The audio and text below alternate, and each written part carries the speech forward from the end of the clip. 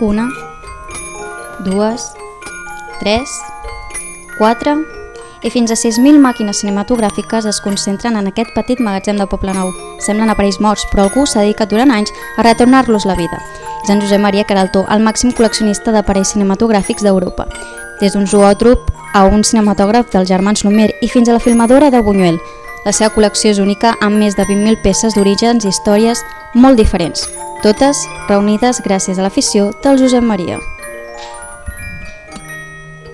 La meva vida és un semblant de Cinema Paradiso.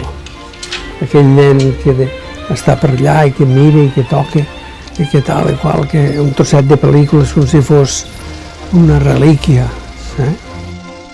Jo no mirava la pel·lícula mai, no m'interessava. El que m'interessava era la màquina. I aquesta era l'afició meva de veure una cosa que belluga, que fa córrer un celuloide i que allò es projecta a la pantalla. La curiositat del Josep Maria pels engranatges el va portar a treballar d'ajudant d'operador al cinema del seu poble, Vallbona de les Monges. En poc temps va demostrar ser tot un maneta reparant tot tipus d'aparells i encarregant-se del manteniment d'aquell petit cinema.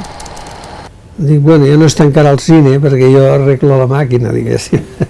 Jo el que no volia és que es tanqués el cine. I ara se n'ha tancat molts, malauradament, se n'ha tancat molt. Aquesta vocació incansable el va portar a Barcelona, on va dedicar gran part de la seva vida a defensar i preservar el cinema. Reparant i recol·lectant tot tipus d'aparells cinematogràfics va aconseguir tenir la col·lecció més extensa d'Europa. Durant més de 50 anys, el Josep Maria s'ha dedicat a reparar amb perseverança totes les màquines de la seva col·lecció, una a una, donant-los així una nova vida. Entre les seves relíquies hi ha perles valuosíssimes, com una de les màquines dels germans Lumière, els inventors del cinematògraf.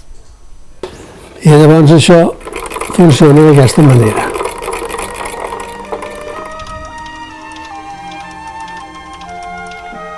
Tot i que una petita part de la seva col·lecció s'exposa actualment a un museu de Vallbona de les Monges, a en Josep Maria li agradaria crear un museu interactiu i accessible per a tothom.